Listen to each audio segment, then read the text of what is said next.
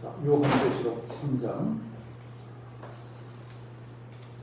오늘은 14절부터 22절까지 말씀입니다. 자, 요한계시록 3장 14절부터 22절까지 한 절씩 천천히 봉독해 오리겠습니다. 자, 성경책의 맨 뒤에 있는 요한계시록 3장 13절부터 22절까지입니다. 가정에서 계신 분들도 성경을 찾아서 같이 우리 읽어보겠습니다. 라오디게아 교회의 사자에게 편지하라. 아멘이시요 충성되고 참된 증인이시요 하나님의 창조의 근본이시니가 이르시되 내가 내 행위를 아노니 내가 차지도 아니하고 뜨겁지도 아니하도다. 내가 차든지 뜨겁든지 하기를 원하노라. 내가 이같이 미지근하여 뜨겁지도 아니하고 차지도 아니하니 내 입에서 너를 토하여 버리리라. 내가 말하기를 나는 부자라 부유하여 부족한 것이 없다 하나 내 곤고한 것과 가련한 것과 가난한 것과 눈먼 것과 벌거벗은 것을 알지 못하는도다.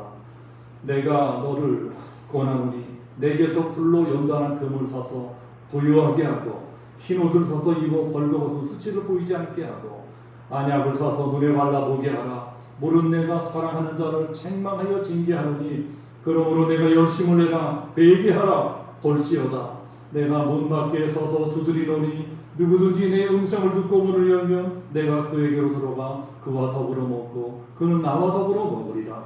이기는 그에게는 내가 내 보좌와 함께 앉게 해주기를 내가 이기고 하나님의 보좌에 함께 앉은 것 같이 하리라. 귀 있는 자는 성령이 교회들에게 하시는 말씀을 들을지어다. 아멘. 이렇게 생각해 보겠습니다. 자비하신 주님, 주께서 친히 들려주시는 생명의 말씀을 듣고자 합니다. 이 비상한 시대 하늘 아버지께서 하늘로서 나뉘어주시는 생명의 말씀에 귀를 기울이고 우리의 영혼이 살아나게 하옵소서. 다시 오실 주님의 재림을 대비하는 참된 믿음, 굳건한 믿음으로 우리 모두를 세워 주시기를 원하며 예수 그리스도 이름으로 기도하옵나이다. 아멘. 자, 오늘도 이제 비대면 예배를 드리기 때문에 주보에서 설교 제목을 제가 미리 읽어드리도록 하겠습니다.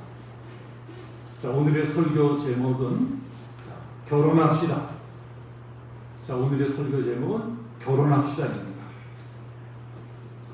오늘은 요한계시록에 나오는 7교회 중 마지막 교회 라오디게아 교회에 대해서 이제 배울 차례입니다.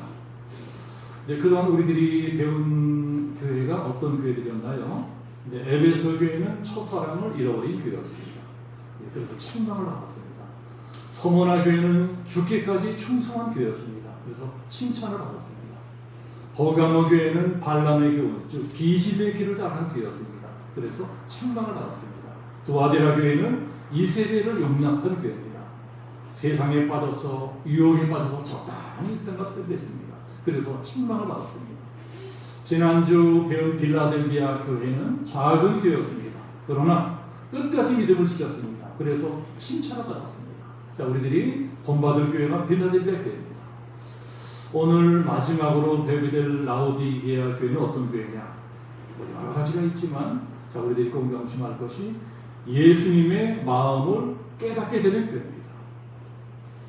이 코로나가 창궐하는 위기의 시대에 예수님이 우리 모두에게 들려주고 싶어 하시는 말씀이 있습니다. 그 음성은 2000년 전에 먼저 들은 교회가 라오디게아 교회입니다. 자, 우리들도 그 음성을 들어야 될 것입니다. 자, 그러면 먼저 라오디게아 교회가 있던 라오디게아라는 도시는 어떤 도시냐? 라오디게아는 우리가 지난주에 배웠던 빌라델비아로부터 한 70km 정도 떨어진 지역에 있습니다. 라오디게아라고 하는 도시의 이름은 헬라 제국의 안티오쿠스 2세라고 하는 사람이 지어줬다고 알려져 있습니다. 안티오쿠스 2세 들어보셨죠? 안티오쿠스 2세는 우리가 다니엘서를 공부할 때 배웠습니다. 다니엘서에 나오는 북방왕, 남방왕 기억들 아시죠? 남방왕은 이집트를 중심으로 한 프톨레미 왕국이었고, 북방왕은 이 세르크스 왕국, 시리아 지역인데 이 셀루쿠스 왕국이 바로 이제 북방왕이었습니다. 북방왕 중에 한 사람이 안티오쿠스 2세입니다. 이 안티오쿠스 2세의 부인, 그러니까 셀루쿠스 왕국의 왕비가 라오디케라고 하는 여자였다고 합니다. 그러니까 안티오쿠스가 왕비, 자기 부인의 이름을 따서 만든 도시가 라오디게였습니다. 그러니까 부인 이름이 라오디케, 도시 이름이 라오디게입니다. 안티오쿠스 2세가 참 폭정을 일삼은 악한 왕이었지만 그래도 자기 부인은 끔찍하게 사랑한 왕입니다. 그래서 왕비의 이름을 따서 만든 그 도시에 여러 가지 특혜들을 줍니다. 근데 그 중에 가장 큰 특혜가 이 금융업을 발달시켜준 것입니다. 은행, 금융업을 발달시켜줬습니다. 안티오쿠스 2세 때부터 라오디게아는 고대 세계에서 대표적으로 금융업이 발달하기 시작한 도시입니다. 요새로 치면은 어디가 될까요? 요새로 치면 마치 홍콩 같은 도시라고 생각하시면 됩니다. 홍콩은 작은 도시지만 금융업이 발달했습니다. 요새는 홍콩이 중국 공산당 때문에 이 폭삭 망해버리게 생겼지만은 그래도 저만큼 홍콩이 잘 살고 번영한 나라가 될 수 있었던 까닭은 금융업이 발달했어요. 지금도 아직도 홍콩에는 전 세계에 내놓으라는 은행들, 증권회사들, 보험회사들이 즐비합니다. 라오디게아도 그런 도시였다는 것입니다. 막 돈이 흘러넘치는 도시였습니다. 거기다가 라오디게아는 패션 산업까지 발달했습니다. 양털로 모직을 만들어 파는 양모 산업이 발달했는데 옷 만드는 기술 하나만은 고대 세계 최고 수준이었다고 합니다. 자, 요새로 치면 어디 같은 도시가 될까요? 아마도 이태리의 밀라노 같은 도시였을 것입니다. 자, 이태리의 밀라노, 패션의 도시입니다. 거기다가 또 라오디게아는 의학까지 발달했습니다. 특히 눈병을 잘 고쳤습니다. 안과가 발달했어요. 그래서 눈병을 낫게 하는 안약을 개발해서 팔았는데 그 안과 기술이 고대 세계 최고 수준이었다고 합니다. 라오디게아는 이 물이 석회에서 섞인 성분의 물이었기 때문에 눈병들이 많이 났대요. 그래서 눈병을 치료하다 보니까는 이 안약을 개발하고 의술이 발달했다고 합니다. 그래서 눈병을 고치러 온 사람들로 도시가 항상 바글바글했다고 합니다. 거기다가 또 라오디게아 근처에는 유명한 온천이 있었습니다. 유명한 온천. 자, 그러니 어떻게 될까요? 레저 산업도 발달을 합니다. 온천하러 온 돈 많은 왕족 귀족들이 온천하러 왔다가 돈은 살기 전 라오디게아에 다 뿌리고 갔습니다. 그러니까 금융업이 발달했죠. 패션 산업이 발달했죠. 의학 기술이 발달했죠. 레저 산업까지 발달합니다. 그러니까야말로 소아시아 최고의 파라다이스였습니다. 낙원이었어요. 모든 것이 다 풍성해서 그야말로 아무것도 아쉬울 것이 없었습니다. 어느 정도 라오디게아가 잘 살았는 거 아니 이제 그 지역은 지진이 많은 곳이었고 또 큰 지진이 나서 그 인근의 모든 도시들이 다 파괴된 적이 있었다고 합니다. 그때 로마 황제가 이 로마 제국의 재정을 투입해서 이 도시들을 건설해 줍니다. 자, 그때 로마 황제의 은혜를 대표적으로 입은 교회가 지난주에 그 빌라델비아 교회였습니다. 그러나 라오디게아만은 달랐습니다. 라오디게아 도시만은 도와주겠다는 황제의 청을 정중히 거절합니다. 개화, 뜻은 고맙지만 우리 도시는 우리 힘으로 재건하겠습니다. 그리고 순전히 자기들의 힘만으로 오히려 더 살기 좋은 도시를 건설했다고 합니다. 그 정도로 돈이 많았대요. 그러니 로마 제국에 눈치 볼 것도 없습니다. 로마 제국이 필요했지 자기들은 아쉬울 것이 없어요. 그리고 당당하게 부자로 살아가던 도시가 라오디게아입니다. 자, 그런 도시에도 오늘도 복음이 전파되고 교회가 세워졌습니다. 자, 그러면 라오디게아 교회는 누가 세웠을까요? 라오디게아 교회는 누가 세웠는지 알려져 있습니다. 에바브라라는 사람이 세웠다고 합니다. 에바브라. 자, 에바브라는 골로새서 4장에 그 이름이 나옵니다. 사도 바울의 직계 제자였고 나중에 사도 바울이 로마에 감옥에 갇혔을 적에 에바브라가 찾아와서 옥바라지 해줍니다. 그만큼 가까웠어요. 그렇게 사도 바울에게 직접 배운 직계 제자 에바브라가 교회를 개척했고 그러니까 사도 바울이 막 물씬 양면으로 도왔을 것입니다. 그러니까 라오디게아 교회는 부흥하지 않을 수가 없어요. 최고의 조건을 가졌습니다. 영육간으로 최고 조건. 그러니까 7교회 중에 라오디게아 교회만큼 교회가 부흥하고 성장할 만한 좋은 조건을 갖춘 교회가 없습니다. 그런데 이런 라오디게아 교회를 보고 예수님이 뭐라고 하시느냐? 책망을 하십니다. 야단을 치세요. 자, 자, 뭐라고 해야 되시죠? 15절 보시면 내가 내 행위를 아노니 내가 차지도 않고 뜨겁지도 아니하도다. 네가 차든지 뜨겁든지 하기를 원하노라. 아주 못마땅하게 보고 계시죠? 16절 보면 더 심한 말씀을 하십니다. 너희들 계속 이 따위로 살면 내가 토해버리겠다. 자, 16절 말씀입니다. 내가 이같이 미지근하여 뜨겁지도 않고 차지도 않으니 내 입에서 너를 토하여 버리리라. 막 토해버리겠다는 거예요. 충격적인 말씀을 하십니다. 이게 뭐 믿는 사람인지 아닌지 세상 사람인지 하나님의 백성인지 분간못하게 뜨뜻미지근하게 신앙생활하는 사람들은 예수님께서 옛날이나 지금이나 별로 좋아하지 않으세요. 너희들 믿으려면 제대로 믿으라는 것입니다. 소속을 분명히 해라. 나냐 세상이냐. 자, 이것이 2000년 전 라오디게아 교회 교인들에게 하신 말씀 같지만 오늘날 우리들에게도 똑같이 말씀하시는 예수님의 경고로 받아들여야 될 것입니다. 오늘 말씀은요, 2000년 전에 라오디게아 살고 있는 사람들이라면 누구나 다 알아들을 수 있을 만한 그런 말씀이었습니다. 제가 방금 말씀드린 것처럼 이 당시 라오디게아 사람들은 뭐 하나 부족함 없이 풍성하게 잘 살고 있었습니다. 그런데 딱 하나 부족한 것이 있었어요. 자, 그것이 무엇일까요? 물이 부족했습니다. 물 사정이 좋지 못한 도시였습니다. 라오디게아 주변에는 무슨 강도 없고 무슨 샘물도 없었어요. 늘 물이 부족합니다. 주변 다른 도시에서 물을 끌어다가 썼습니다. 그것도 돈이 많으니까 할 수 있던 일이었습니다. 라오디게아에서 한 10여 킬로 정도 떨어진 곳에 파무칼레라고 하는 온천이 있습니다.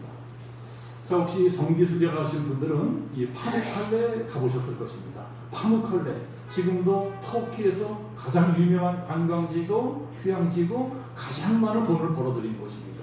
거기에 세계적인 노천온천이 있습니다. 라오디게아 사람들이 파무칼레라는 온천에서부터 온천수를 끌어오기 위해서 이 수로를 건설했습니다. 가서 보면은 고대 세계 건축 기술도 굉장합니다. 그러니까 치밀하게 이 높이와 낮이 계산해 가지고 물이 쫙 흘러들어오게 만든 것입니다. 그 온천물이 파무칼레에서부터 라오디게아까지 흘러들어서 수로를 쫙 건설했습니다. 자, 그런데 문제는 이 뜨거운 온천수가 한 10여 킬로미터 정도 수로를 따라 흘러오는 동안에 식어버린다는 것입니다. 식어버려서 물이 뜨겁지도 않고 차지도 않고 미지근해집니다. 더군다나 그 온천수는 석회질 성분이 많은 물입니다. 그래서 미지근한 물을 마시면 역겹습니다. 그래서 저도 한번 거기 가서 온천수를 마셔봤는데 역겨워요. 석회질 성분이 있습니다. 그래서 구역질이 나고 토하게 됩니다. 할 수 없이 라오디게아 사람들이 또 수로를 팠습니다. 이번에는 에베소로부터 수로를 파서 에베소의 찬물들을 공급받았습니다. 아무리 수질이 좋은 온천수라고 할지라도 차지도 않고 뜨겁지도 않으면 토해버릴 것 같다. 구역질 난다. 바로 이 말씀인 것입니다. 그래서 이 라오디게아 사람들은 이게 뭔 말인지 알았어요. 그런데 너희들의 신앙이 꼭 그렇다고 하는 것입니다.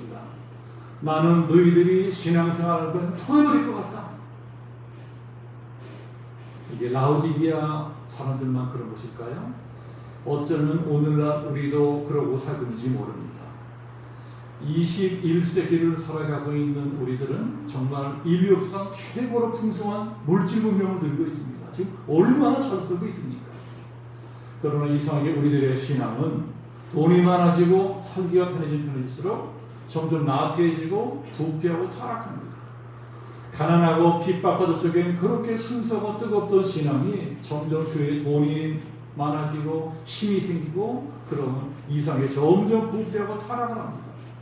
그래서 개혁 대상이 되는 것입니다. 중세 로마 카톨릭이 그러다가 뒤집어져 버렸습니다. 그런데 지금 오늘날 우리 한국교회가 그 짝이 났습니다. 우리 개신교가 오히려 개혁의 대상이 되어버렸습니다. 교회가 너무 커지고 돈이 많아지고 막 힘이 생기고 이러다 보니까 지탄의 대상이 되어버렸습니다. 특히 거대한 대형 교회들 때문에 기독교가 꼭 무슨 사회 공족처럼 되어버렸습니다. 욕을 먹고 있어요. 자, 이것은 우리가 같이 작은 교회들로선 너무나 억울한 일이지만 어쩔 수 없습니다. 우리들도 이 기독교 중에 하나이기 때문에 같이 욕을 얻어먹는 것입니다. 그러나 교회라고 똑같은 교회가 아닙니다. 우리가 지금 작은 교회는 가진 것이 너무 없어가지고 이제 코로나 때문에 생존을 걱정해야 됩니다. 그러나 저 강남이라든가 분당 같은 거대한 도시, 대형 교회들은 앞으로도 상당 기간 껐다없을 것입니다. 워낙 돈 많은 부자 교회들이니까 아무 문제가 없어요. 교인들이 부자니까 교회도 동달아 부자가 되는 것입니다. 그것이 바로 라오디게아 교회였습니다.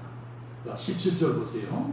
17절 보면 내가 말하기를 나는 부자라 부여하여 부족함이 없다 하나.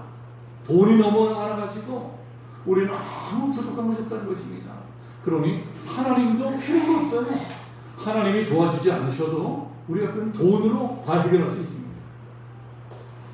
자, 이렇게 건방을 떨고 있는 라오디게아 교회를 예수님은 어떻게 보고 계시느냐? 자, 17절 보면 내 곤고한 것과 가련한 것과 눈먼 것과 벌거벗은 것을 알지 못하는도다.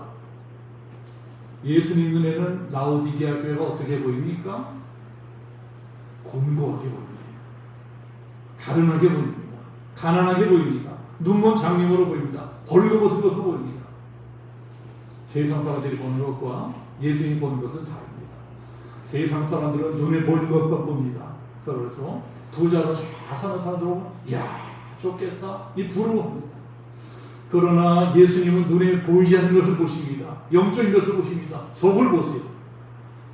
라오디게아 교회 교인들이 겉보기에는 화려하고 부자고 모두가 부러워할 만큼 풍족하게 잘 살았지만 영적으로는 취약했다는 것입니다. 너희들은 지금 영적으로 곤고한 상태다. 자, 곤고하다는 말은 전쟁이 나서 다 파괴된 상태입니다. 전이나 다 파괴된 상태, 이것을 곤고하다고 합니다.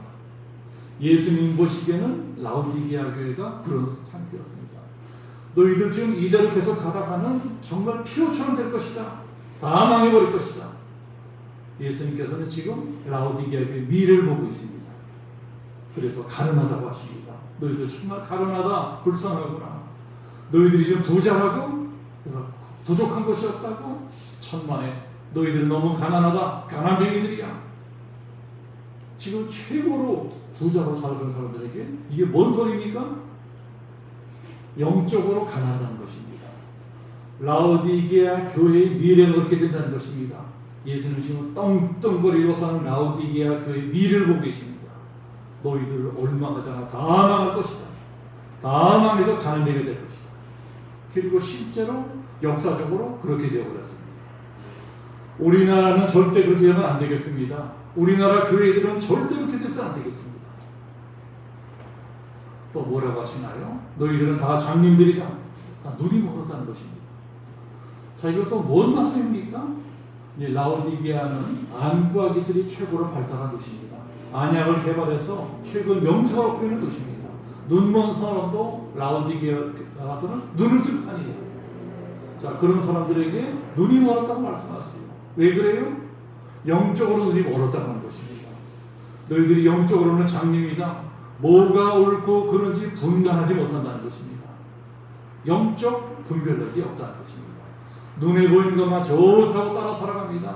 그러면서 정작 더 중요한 구원과 천국과 영생에 대해서는 아무 관심도 없습니다. 그런 세계가 있다는 것을 알지도 못하고 보지도 못합니다. 그러니 너희들은 장님들이다, 눈 떴다 하나 봉사들이다, 다 눈이 멀었다, 또 벌거벗었다 말씀하세요. 라오디게아 사람들이 벌거벗고 다닌다는 이것도 말이 안 되는 소리입니다. 라오디게아는 당시 최고의 패션 도시였습니다. 그 도시 사람들은 최고의 패션 감각 가진 사람들입니다. 최고로 멋지고 세련된 옷만 입고 다녔습니다. 고대 세계 최고 멋쟁이들입니다. 그런데 예수님 보시기엔 이놈들이 다 빨가벗고 다니는 놈들이야. 이게 왜 그렇습니까? 자, 여러분, 이 천국에서는 무슨 옷 입고 다닙니까? 천국에서는 세마포 옷을 입고 다닌대요. 세마포 옷을 입고 다니는 것이 천국입니다. 이 세마포 옷이라고 해서 그저 하얀 색깔 옷 이런 것만 생각하면 안 됩니다. 천국에도 패션이 있어요. 천국 들어가 살게 된 사람들은 최고급 옷, 가장 아름다운 옷, 가장 세련되도 그런 옷만 입고 살아갑니다. 이게 바로 세마포 옷입니다. 천국에서는 벌거벗고 다니는 사람 하나도 없다는 것입니다. 자, 그렇다면 반대로 지옥은 어떤 곳일까요? 지옥은 빨가벗고 사는 곳입니다. 지옥에서는 옷 입고 사는 사람 하나도 없습니다. 지옥에서는 옷도 필요 없고 옷을 입을 필요도 없어요. 날마다 펄펄 끓는 유황불 속에서 고통받고 사는데 무슨 옷이 필요하겠습니까? 지금이 여름이라서 우리도 집에 들어가면 불을 벗고 삽니다. 너무 더우니까. 그러니 뭐 지옥은 말할 것도 없습니다. 펄펄 끓는 유황불 속에서 남자든 여자든 빨가벗고 아 뜨거 고통받으며 살아갑니다. 예수님이 그것을 말씀하십니다. 너희들 이대로 계속 가다가는 빨가슴이로 살게 될 것이다. 다 지옥 가서 벌거벗고 고통받으며 살게 될 것이다. 너희들은 다 벌거벗었다는 것입니다. 예수님의 눈에는 라오디게아 사람들의 미래가 보입니다. 너희들은 나는 부자다, 나는 부족함이 없다 그러지만 아니다. 너희들은 곤고하다, 불쌍하다, 가련하다, 가난뱅이다, 빨가슴이들이다, 눈먼 소령들이다. 근데 그러니 어떻게 되겠느냐? 라오디게아 교회가 설 길을 세 가지가 들어주십니다. 세 가지. 18절 보면 첫 번째, 내게서 불로 연단한 금을 사라. 사라고 말씀하시죠? 예수님은 구원도 공짜로 주십니다. 천국도 공짜로 주세요. 영생도 공짜로 주십니다. 근데 이상하게 여기서는 사라, 사라고 말씀하세요. 왜 사라고 하실까요? 고난을 사는 것입니다. 불로 연단한 금은 고난을 뜻합니다. 선도 있는 금이 만들어지기 위해서는 재련소에서 펄펄 끓는 풀무불 속에 들어가다 나와야 됩니다. 우리가 천국 들어갈 믿음도 그렇게 만들어진다는 것입니다. 고난을 통해 만들어집니다. 천국 들어갈 믿음을 얻기 위해서는 고난도 받아야 된다. 그러니까 고난을 사야 된다는 것입니다. 그런데 이것이 절대로 억지로 죽지 못해서 당하는 그런 고난이 아니고 자발적으로 내가 원해서 당하는 고난입니다. 내가 주님을 위해서는 내 기꺼이 이런 고난도 감수하겠습니다. 스스로 자원해서 고난도 받고 희생도 하고 헌신도 하고 그럴 줄 알아야 된다. 그래야 천국 같은 믿음이 된다. 그래야 천국 들어가 살 수가 있다. 또 뭐라고 그러시나요? 흰 옷을 사서 입으라고 하십니다. 자, 천국 들어가기 위해서 꼭 필요한 것이 무엇인가요? 죄사함 받아야 돼요. 여러분, 천국 들어가 살기 위해서는 반드시 죄사함 받아야 됩니다. 시커먼 죄를 짓고 뻔뻔스럽게 천국 들어갔었습니다. 천국 들어가도 쪽팔려서 살지도 못합니다. 그래서 회개하고 예수님의 보혈로 죄사함 받는 것입니다.